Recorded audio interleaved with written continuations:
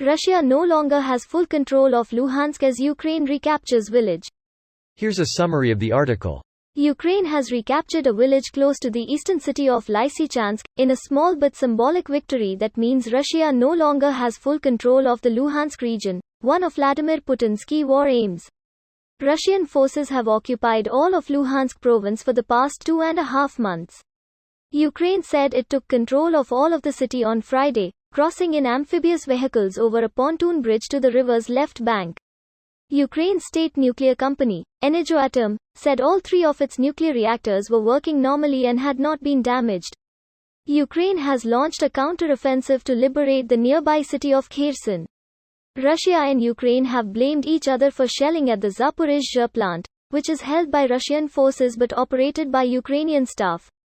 More than 40 countries in the International Atomic Energy Agency have urged Putin to hand control of the station back to Ukraine. This post received a score of 18,000, with an upvote ratio of 97%. Here are the top comments in response to this article. Can't wait for Putin's next interview. It'll probably have that. But Tempest Keep was merely a setback, vibe. Should see one of the new posts on the Russia subreddit. Someone wrote a long post about how Napoleon took Moscow but Russia went on to win the war. Obviously alluding to how losing these territorial gains are part of some larger military 3D chess, as if. That's hilarious. They just don't see the irony of using a story about a powerful invading force that has early successes ultimately failing to win out against a determined defender as support for their own path to victory. It's like their interpretation of that situation was simply, Russia always wins. Of course it is. Just like the Russian definition of Nazi is anyone who opposes Russian hegemony.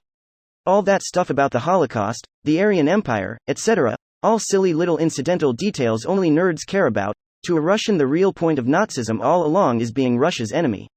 That's why they can with a totally straight face call a democratically elected Jew a Nazi. Well said. Important to note. The captured village in question is Bilohorivka. Ukraine captured the village and immediately crossed the Siversk-Donetsk River. This is the same river in the same spot where Russian forces lost 1 to 2 battalions in an epic manner back in May. Ukrainian forces literally just waltzed past the site of one of the worst Russian defeats of the entire war. Blitzkrieg at its finest. Never thought I would connect any positive thoughts with that word, but here we are. We are seeing history in reverse. Sweeping Russian advances turn to artillery, attrition turn to anti-Russian blitzkrieg. At the very end, Putin should retire and try to go to art school to complete the mirror. But that means skipping the headshot, funeral pyre behind the Reichstag combo. It's really crazy seeing all the news posts saying how Russia would really love peace all of a sudden and blaming Ukraine for not wanting to negotiate. The Russian military training has been pretty condensed recently, so they had to skip the part where the enemy fires back. Since when does an enemy fight back? I've been playing Bloons for years and never had that problem. In May there was this big push to take Luhansk and Donbas. The Russians advanced and, at heavy cost, took strategic towns like Popasna, Severodonetsk, etc. Losing these towns back to Ukraine is beyond humiliating. It's actually dangerous for Putin politically. Many hundreds if not thousands of Russians, Chechens and others died to take these towns. Feeling like you are sacrificing your friends for nothing makes you turn on the big chief pretty quickly. This video was automatically created by Reddit to speech. The article and comments in this video were selected from Reddit according to their upvotes, and any paraphrasing was performed by smmry.com, without any human intervention.